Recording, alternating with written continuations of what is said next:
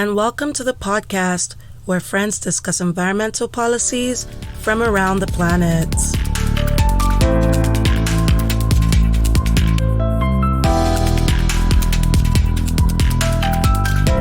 Hey guys, and welcome back to another episode of the Planet Policy Pals, episode 11. Yay! I'm Ala. I'm Ajwa. Hi, Ajwa. We just want to remind everyone that we do have a YouTube channel. Check it out if you need the closed captions. They are on there. Show notes and references for everything we discuss are on our website if you need that link as well. Of course, you can always contact us on social media. Instagram is Planet Policy Pals. Twitter is Planet Policy Pal. And we are on Facebook as well. So, Ajwa, how you doing, girl? I'm good. How are you? I'm okay. How was your trip back home? It was so stressful. There were a lot of delays, a lot of flight cancellations, terrible seats. But hey, I made it, so we're here now. Good thing you made it safe and sound. Sorry about that awful trip. So we are continuing to tackle the impact of major industries on the environment. And we are halfway through the series, guys. So yay us. Yay! Be sure to check out our past episodes on textiles and on meat. Those were some good ones. Those are some big contributors, you know what I mean? Our environmental news this week is very interesting. It comes from a listener, Ruth, who wanted to know more about the boycotts on H&M in China.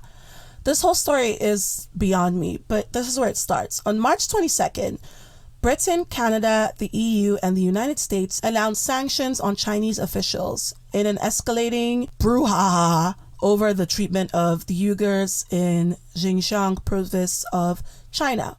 But Xinjiang is a popular location for growing cotton. I don't even know if I'm saying that right. Good thing you're not offending anyone if you don't pronounce that right. Oh, I'm sorry.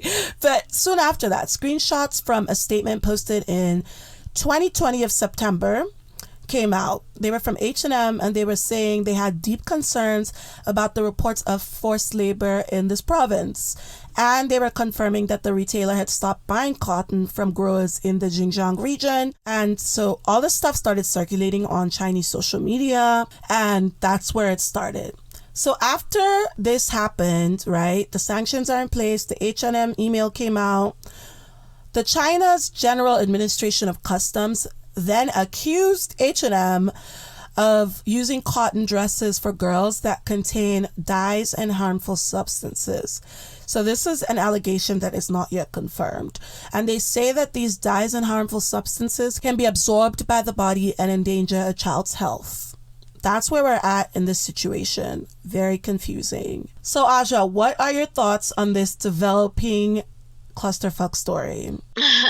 Clusterfuck is right. I think it's really interesting because remember last week we had an audience comment by Mike about whether or not the China's crackdown for environmental violations were actually a way that they were dealing with dissidents. And right when these companies start talking about the Xinjiang issue, China comes out with this report. Now, I'm not saying that this report is right or not right or whether or not it's valid. More so that we can't really ignore the timing of this whole thing, right? I'm really intrigued though. Yep. Let's hope that there's other investigations, EU can look into those or the USA can look into these investigations and these claims by China so that we can actually find out whether or not they're right.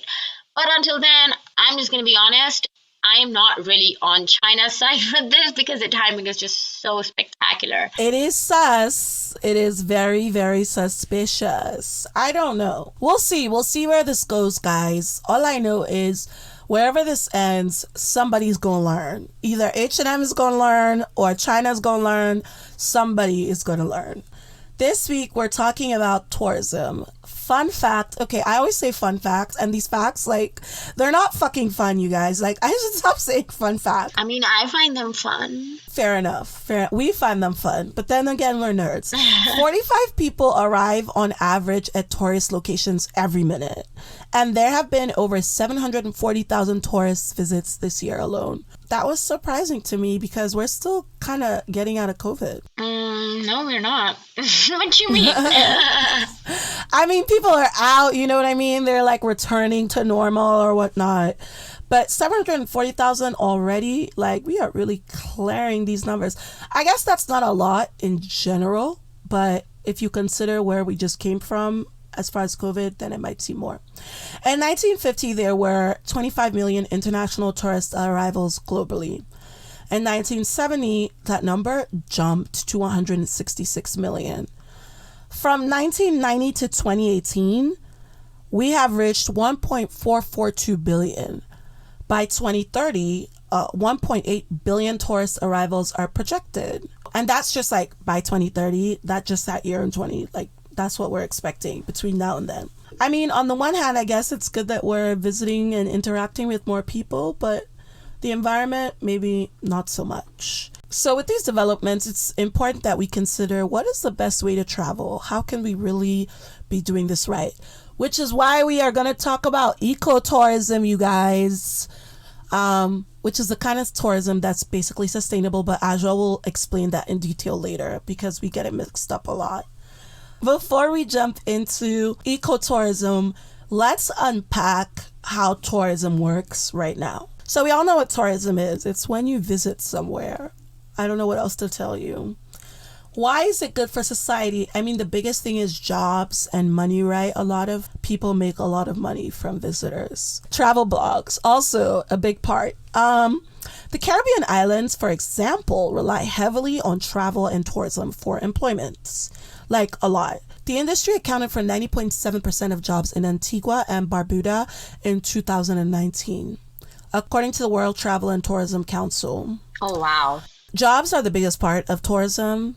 And where else can we start besides the Caribbean islands? Like, we all want to go there. It looks so pretty in the videos and pictures. The Caribbean islands rely heavily on travel and tourism for their employment. The industry accounted for 90.7% of jobs in Antigua and Barbuda in 2019. We got this from a report by the World Travel and Tourism Council, where they looked at the economic and employment impact of travel and tourism in 185 countries. And that was in 2019. So at the top, we had Antigua and Barbuda with 90.7%. Then we have Aruba, St. Lucia, the U.S. Virgin Islands, the British Virgin Islands, Macau, the Maldives, St. Kitts and Nevis, Bahamas, and Anguilla as the top 10 places where tourism accounts for jobs. Now, according to the UN World Tourism Organization, the collapse in international travel represented an estimated loss of 1.3 trillion USD in export revenues. That's happened during COVID, and that was 11 times more than the loss recorded during the 2009 global economic crisis. It's a big deal. People need this stuff to survive. So we're by no means saying like stop traveling. That's not. The whole point of this show is to tell you how to do things better, not necessarily like judge, you're bad, that sort of thing. There's also a growing dependence of job creation on tourism. And the countries I found here were interesting. We looked at the U.S. Electronic System for Travel Authorization. These numbers are from 2020.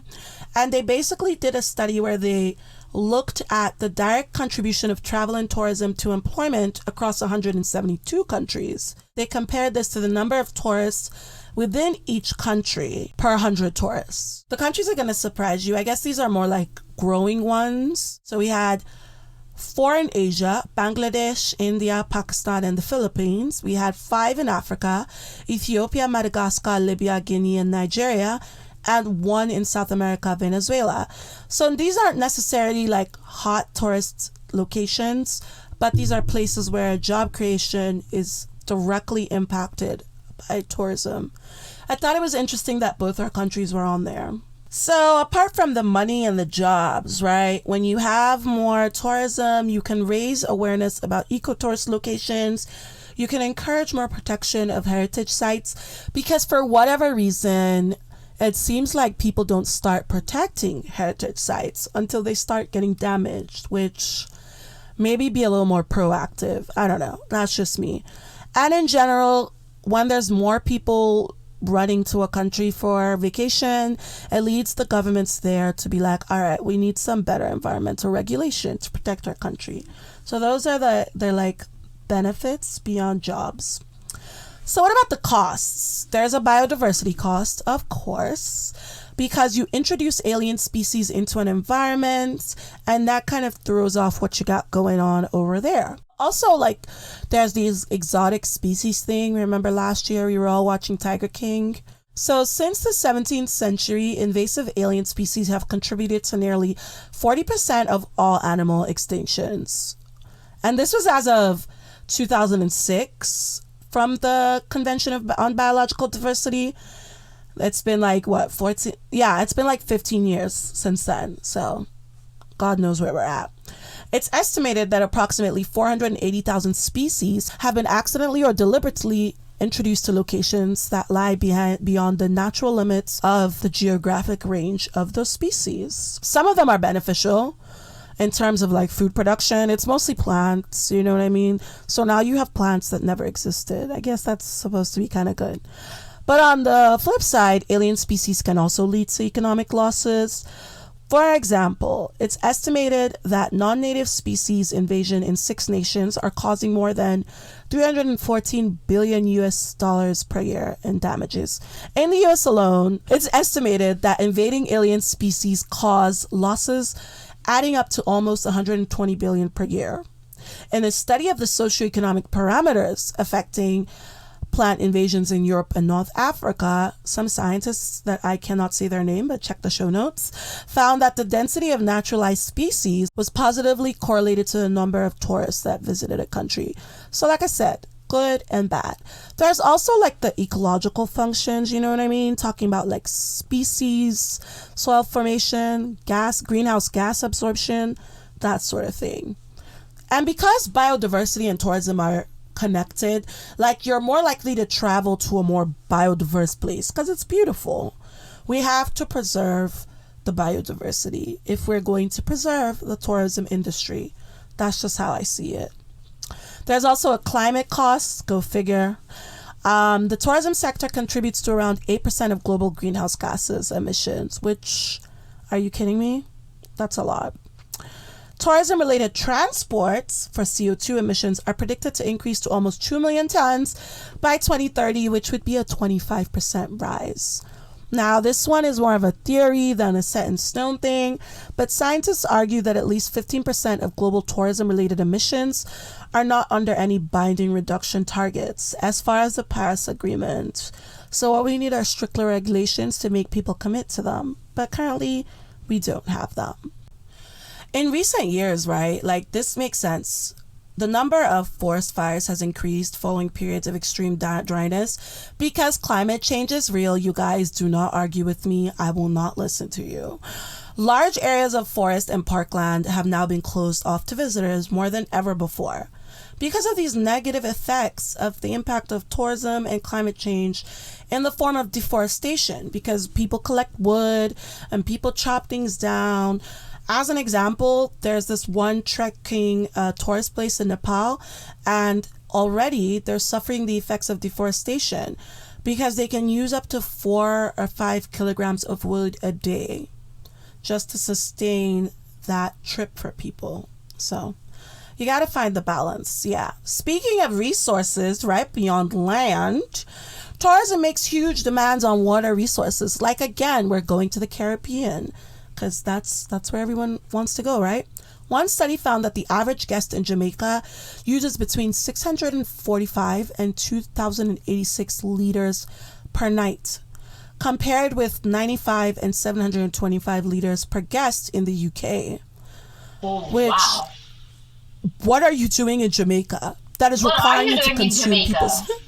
I know. Like, are people like just like, well, we're in another country, we are gonna just take the longest showers and just use up all the water? Like, I'm so lost. But to be So fair, it's kind of Allah, crazy. what I would like to know is the difference.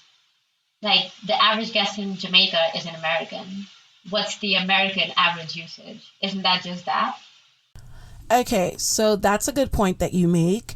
The average American, and I'm not talking about people who are tourists visiting America, but the average American uses 310 liters of water per day. Really? Yeah, so again, I don't understand What who's are these using all this people in fucking water in Jamaica Jamaica. doing? I don't know, and it's not the locals, it's people visiting Jamaica. Like, what is going on? Also, let's be real, we've all been tourists. Whenever we're in a new place, let's be real, we don't care for bills, so we are way more careless with our resources. Not to mention that the average Jamaican family uses 31 gallons per day on average. If the tourists are using that much, the families are barely using a fraction of that. And in other countries, they're using way less. Then, like, bruh, we need to get it together, tighten it up. So now let's talk about ecotourism. Ajwa, get into it. Okay, so before we talk about ecotourism, of course, we have to talk about tourism and why it's such a massive industry where we had to come down to even talk about ecotourism. Ka-ching, ka-ching. So just talking about economy. Just talking pure numbers, so globally, as Allah said, travel and tourism's direct contribution to GDP was approximately $2.9 trillion US dollars in 2019, which is about 5% of the global GDP. And when we look at countries that directly contribute the most to global GDP, of course, the United States travel and tourism industry contributed the largest sum at $580.7 billion US dollars. It also contributes to about 6 to 7% of total employment in the world, and the international tourism ranks fourth in global exports, and it's only after fuels, chemicals, and the automotive industry. Tourism also accounts for 30% of the world's exports of commercial services. 1.4 billion international tourists were recorded in 2018, according to the UNWTO. And in over 150 countries, tourism is one of the 5 top export earners. So tourism is actually it's a big form of income in a lot of countries. In fact, it is the main source of foreign exchange for 1/3 of developing countries and 1/2 of less economically developed countries. Now, when we talk about tourism and we talk about big companies, the one biggest influence in the whole thing is, of course, cruise ships. And they cannot be ignored in this conversation. They contribute a significant amount of emissions in the tourism industry, and they have more bureaucratic power than meets the eye. For instance, the example, Florida Cruise actually just won a case against the CDC, who wanted to enforce COVID restrictions, because we're in the middle of a pandemic, and keep people safe on the cruise. But they do what they want to do, and they told the CDC to essentially fuck off, and they got a judge to back them up. Now, of course, Biden administration, being as PC as they try to be all the time, are trying to stand with CDC because, of course, why does CDC not have jurisdiction in cruise ships? Of course they should. You should be vaccinated to be able to go on a cruise, but no, don't let CDC tell you that. They ain't trying to hear it. Here we are talking about ecotourism. So what is the difference between ecotourism and regular tourism? Mm-hmm. So regular tourism is essentially, which is just the business activity that is connected with providing people places to stay, services, and entertainment for people who are, of course, visiting a different place for pleasure. Ecotourism, on the other hand, is organized holidays that are designed so that the tourists damage the place that they visit as little as possible, and especially when some of the money that they pay is used to protect the local environment and animals. It's also a way of learning about the local habitat. Now, the tourist industry and governments, obviously, they focus more on the product aspect, and they treat ecotourism as equivalent to any sort of tourism that is based in nature. So that can be nature tourism, low-impact tourism, green tourism, biotourism, ecologically responsible tourism. Now, any of these, if you hear, you just should know that they've just been used in literature and marketing, and they're not necessarily synonymous with ecotourism. The purpose of ecotourism is to engage tourists in a low-impact, non-consumptive, and locally oriented environment. Exactly. So that they can maintain the species and habitats, especially in underdeveloped regions. But also in developed regions, for instance, Everglades is a very good example to give in this. I do not like the tourists visiting Everglades because they're not doing it right. We know that. Right. But while some ecotourism projects can support such aims, many projects have actually failed to address some of the very fundamental issues that nations face in the first place. So obviously, ecotourism may not generate the very benefits it's intended to provide to these regions. And in some cases, it might even leave economies in a worse state than before. But of course, there are definitional problems that are associated with the very type of tourism that we talked about. There's tourism, ecotourism, and then community-based tourism, mass tourism, all this. Basically, tourism is now such a widespread word that people will just fit in whatever they can to make it be more appealing. Because nobody wants to give up tourism, right? Yeah. The wide range of typologies currently that are in use, they do call for more precise definitions so that there can be more that can be done in terms of policy and practice. It only becomes ecotourism when certain guidelines are followed. For instance, you have to learn something. There are restrictions on where you can go and what you do. Your activities cannot disrupt the environment. In fact, they may add to them. The number of people that you visit with at a time is restricted, and the financial gains from your visit are actually put back into the area that you visit, like I said earlier.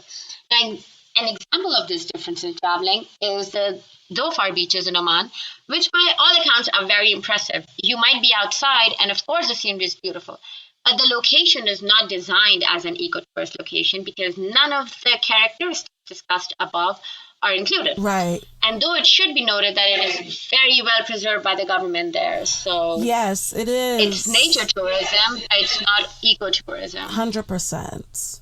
And that's a place I actually really want to visit. So we talk a lot about tangible benefits of things, and we will discuss some of the benefits of ecotourism versus regular tourism in a second here. But do you think there are any unseen benefits as well? Yeah, of course. You know what I mean? Like, first of all, number one benefit, good vibes. Research reveals that environments can increase or reduce our stress, which is probably why I'd be really stressed when I'm around some people. Bad vibes. Being in nature, or like even viewing scenes of nature, even having a plant or those like corny nature posters, they can help reduce your anger, your fear, your stress, and increase your pleasant feelings. And this is from research, guys. I'm not making it up. It can even contribute to your physical well-being, reduce your blood pressure, muscle tension, and reduce the production of stress hormones. It can even help reduce your mortality, according to scientists. Public health researcher Stamatakis. Oh my God. Y'all check the show notes. In addition, nature helps us cope with pain because we are genetically programmed to find trees, plants, water, and other natural elements engrossing, which that's not in this episode, but I just want to say this is another reason I have a problem with cities that have this like mega city outline or whatever, and they just do away with all these aspects of nature that human beings need.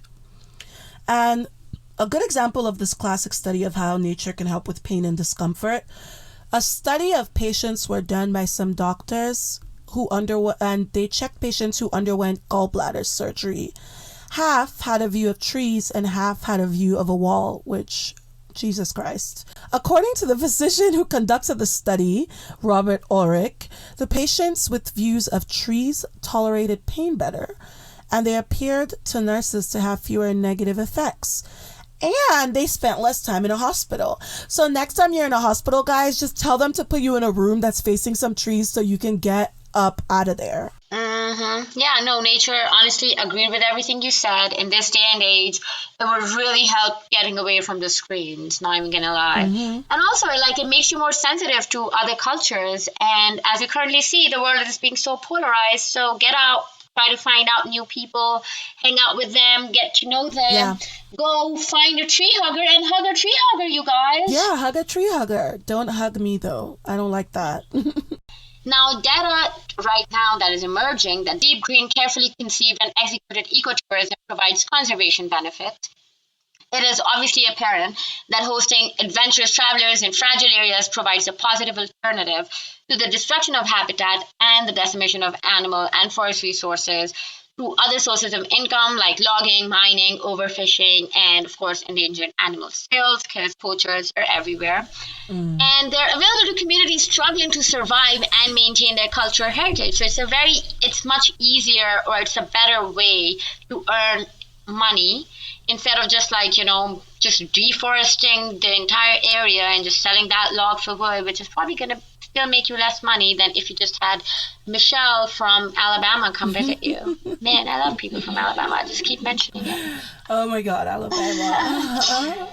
Tourism would also help to employ and support education for the community stakeholders, and it is obviously one of the most obvious as well as long-lasting results of ecotourism. Again, I'm going to put the Belize Sanctuary for Baboons run by women in thing here because they actually reserve seats for women because they do like kind of want to push women's education. So this is actually pretty great if you're doing ecotourism in an area that is doing it right, that is doing it might. Please, please, ecotourism should be the next way of travel for you. Please look it up. There's also websites, by the way, that will tell you how much your travel or how much your entire trip will cost you in GHGs. And we're going to put it in the show notes. Yes, we will. And we will also post it on our story so you can all go find out what your carbon footprint is when you travel. Mm-hmm.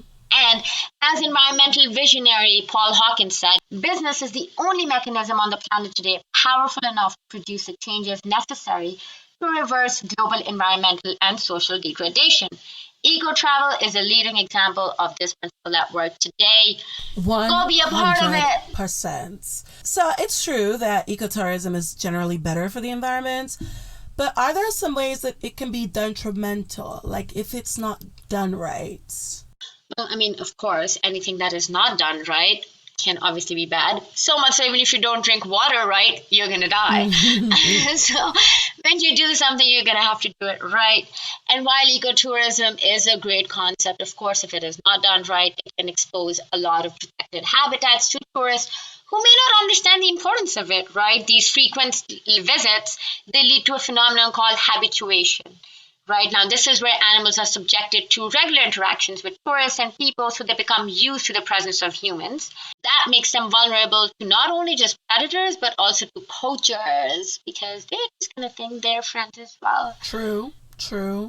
So while, again, like I said earlier, while ecotourism does have the potential to, of course, support like the conservation efforts and public education and sustainable development, we do need more systematic evaluation so that we can assess the costs and benefits of ecotourism on both human and non-human primate populations. 100%. So again, it's a great concept. We just need to study it a lot more and actually put it into practice, like properly put it into practice. Right. Not to mention people are always lying in marketing. Like they'll be like, come here, it's a nature trip. And people, they'll market it so like nature trip seems like sustainable trip, but it's not always the same thing. So definitely be on the lookout for those. Let's talk a little about regulation before we end things today. So the World Travel and Tourism Council, the WTTC, is at the forefront of tackling the main roadblocks in climate action when it comes to the tourism industry. In 2019, September, the WTTC launched a plan aiming to be climate neutral by 2050. The One Planet Sustainable Tourism Program is a mechanism that they created specifically to promote sustainable tourism around the world. We can see that there are a lot of notable pushes to do more sustainable tourism and maybe some better regulations for the planet. For example, in Costa Rica, nature reserves cover 25% of the territory. It is the only place in the tropics where deforestation has stopped. It hasn't just reduced, y'all, it's stopped. Thanks to these nature reserves and ecotourism. Ecotourism not only brings in foreign currency, I mean, we talked about money, but it also helps to maintain and conserve important ecozones. Are there some other notable regulations we should look into? Well, yes, there are some frameworks that they have come up with. For instance, we have the Caribbean Sustainable Tourism Policy Framework, and it is an output of the Caribbean Regional Sustainable Tourism Development Program, which is an intervention of the 8th European Development Fund, and it was implemented in the period from 2005 to 2008. The overall purpose of this program has been to foster the sustainability and competitiveness of the Caribbean tourism sector through the establishment of a sustainable development policy framework. Like we said, these are the countries that have more than 90% of their income coming in from tourism. Right. So they want to supplement and strengthen their regional institutional capacity so that they can develop skills, human resources, provide some support to small operators through business development. Cool. They also want to strengthen the links that they have amongst various organizations within the industry. For example, a popular ecotourism spot in Jamaica are the Blue Mountains, and current regulations require a permit for camping there, so officials can keep track of impact by groups or individuals who visit. You know, the first time I heard about the Blue Mountains was from Blue Mountain Coffee, which is delicious. And then I was like, is this a real place? And I looked it up and I was like, whoa, it is so beautiful. Yeah, no, Jamaica is absolutely beautiful. Also, their food is to die for. Oh, yes. Anyway, we have the Galapagos Island, which is a territory of Ecuador. It is also another great example of this. Now, this volcanic archipelago is home to several endangered animal and plant species. It is actually one of the most talked about areas when you talk about biodiversity. Right. It includes the Galapagos penguins, the flightless cormorant, the fur seal, and around 200 endemic plant species. It is actually one of the most important biodiverse regions in the world, and it always attracts tourists. Many scientists would die or kill to get to go on a research program to the Galapagos. Same. Yeah. The islets are in their almost pristine conditions today without human involvement because of strict conservation measures. As tourists pay to visit the curious and friendly creatures, we use it to conserve the reserve in its natural state. So they're actually doing great. Another organization that I would talk about is the sustainabletravel.org. Please do check it out. They are taking on tourism's most pressing and transformative impacts, and they're working towards a future where travel is beneficial for people and places around the world. We love it. Yes, please do check them out. I'm pretty sure that you can find something very helpful for your trip there. Next week, we will be talking about the fishing industry and the environment. As we all know, Ala and I love talking about overfishing and China, so there will be a part on that. Please do catch us then. Do you have any interesting goodbye notices or comments for our audience? I sure do. Knowing what we know now, would any of our listeners consider switching out a vacation to a more eco-tourist spot to replace a trip? And are there any places that you guys already know of or are planning to go to? Let us know. For me personally, right here in the great state of Texas, is the Canyon of the Eagles Resort, which I plan to go to sometime in the coming months. So yeah, what cool spots are around you? Let us know. You know we love your questions, your suggestions, any changes you want to see within reason, guys. We're not going to change our whole show for you, but give us your input. We want to know. Check out our website, planetpolicypals.com, for updates and show notes, as well as references. Email us, leave us a voicemail. Our phone number is on our website, you guys, and we have never gotten a voicemail. Come on.